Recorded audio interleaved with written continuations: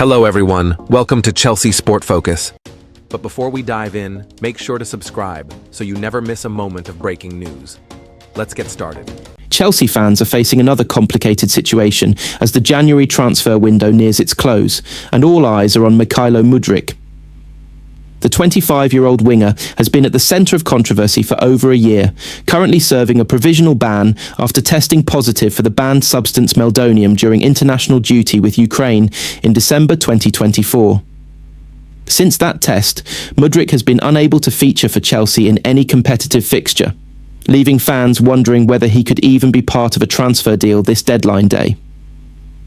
The anti-doping charge was formally handed down by the FA in June 2025. And Mudryk has consistently maintained his innocence. According to his legal team, he ingested the substance unknowingly, a claim that has been central to his defence throughout the ongoing investigation.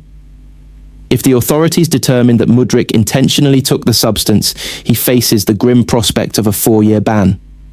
Such a ban could dramatically alter his career trajectory, potentially ending his top-flight prospects while giving Chelsea grounds to terminate his contract, which currently runs until 2031. Mudryk's absence from first-team action has stretched over 14 months, with his last appearance coming in a Conference League victory against Heidenheim in November 2024. The prolonged time away from competitive football has impacted his match fitness, as he has been restricted from training with the Chelsea squad at Cobham. Instead, the Ukrainian has been working individually with a private coach in London to maintain fitness levels, though that cannot fully replicate the intensity of Premier League or European matches. Despite this, there have been tantalising hints that Mudryk could be nearing a return.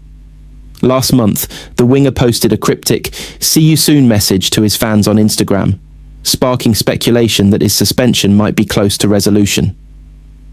While this does not guarantee an immediate return to football, it has reignited interest from clubs that were previously monitoring the situation. Sevilla and Chelsea's sister club Strasbourg have both been linked with potential moves for Mudryk, though any such deal would come with considerable uncertainty due to his current ineligibility to play. From a regulatory standpoint, a player under a provisional suspension can technically be transferred.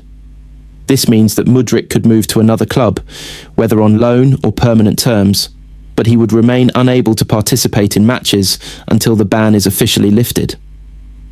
Any buying club would effectively be taking a massive gamble, committing to paying his wages and managing his rehabilitation without certainty on when or if he could resume competitive football. Financially, this is a high-stakes proposition, as clubs could be liable for significant sums with no guarantee of a return on investment. Chelsea's position on Mudryk's future appears increasingly clear. The club has signalled that they are planning for a future without him, evidenced by the decision to reassign his number 10 shirt to Cole Palmer last summer. Investments in other left-sided attacking options, including Alejandro Garnacho and Jamie Gittins, further indicate that the Blues are preparing to move on from Mudryk should his suspension be extended or a permanent ban be upheld. Nevertheless, Chelsea remain bound by contractual obligations and are unlikely to force a premature departure without clarity from the FA. As the January window draws to a close, most insiders believe that Mudryk will remain at Stamford Bridge at least until the FA delivers a final verdict on his case. A loan or permanent exit on deadline day is technically possible, but highly improbable, as any club would require official confirmation of his eligibility before finalising a deal. For Mudryk himself, the priority will be regaining fitness and staying prepared for a potential return to action, while also navigating the uncertainty surrounding his long-term career at Chelsea. In the meantime, fans and pundits alike are left speculating. Will Mudryk get a lifeline elsewhere? Or will Stamford Bridge be the final chapter in a turbulent spell for the Ukrainian international? The answer will likely depend on legal outcomes, timing, and Chelsea's willingness to accommodate a complex situation before the summer window. One thing is certain: the January deadline may pass with Mudryk still at the club, but his future remains one of the most intriguing and precarious stories in world football today. Chelsea head into their crucial Carabao Cup semi-final second leg clash against Arsenal, facing a significant injury crisis that could affect their chances of overturning the deficit from the first leg. Liam Rosenior will be without several key players, forcing him to make tough selection decisions as the Blues travel to the Emirates Stadium, needing to overturn a 3-2 deficit from their previous encounter at Stamford Bridge. That first leg defeat saw Arsenal strike through Ben White, Victor Gyökeres and Martin Zubimendi, while Alejandro Garnacho's brilliant brace for Chelsea was not enough to secure a positive result. One of the biggest absences for Chelsea is young Brazilian winger Estevão Willian.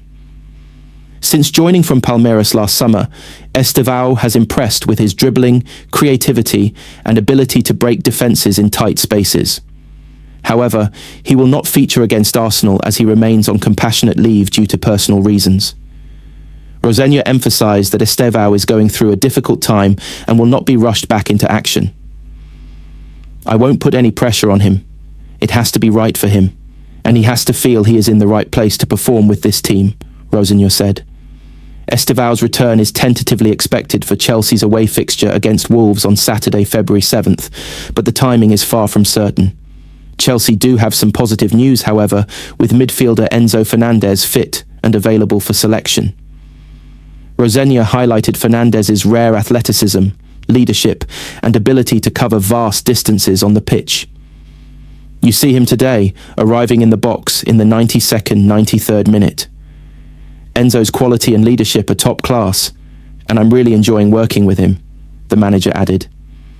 Fernandez's availability is a boost, as Chelsea will rely heavily on his energy and vision to help unlock Arsenal's defence.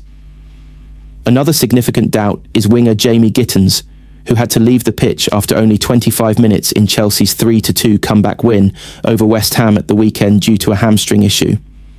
Rosenior expressed disappointment over Gittens' early exit, noting that the player would have liked to show what he could do. The extent of Gittens' injury is still unclear, and his availability for the Arsenal match remains uncertain. Goalkeeper Philip Jorgensen is close to a return after being sidelined earlier this season. He missed Premier League victories over West Ham and Crystal Palace, but is nearing full fitness and could feature against Arsenal or in the next match. Rosenior confirmed that Jorgensen is progressing well and could be available either for the Emirates clash or soon after. Chelsea also have Tosin Adarabioyo, who is recovering from a hamstring injury. While he has returned to light training, Rosenior believes Arsenal may come too soon for the defender, with a return more likely for the Wolves game on the weekend. Similarly, young midfielder Dario Esugo, recovering from a thigh surgery setback, is still some way from playing, with March penciled in as a possible return date. Romeo Lavia, out since a Champions League thigh injury in November, is expected to return toward the end of February. Finally, Levi Colwill remains sidelined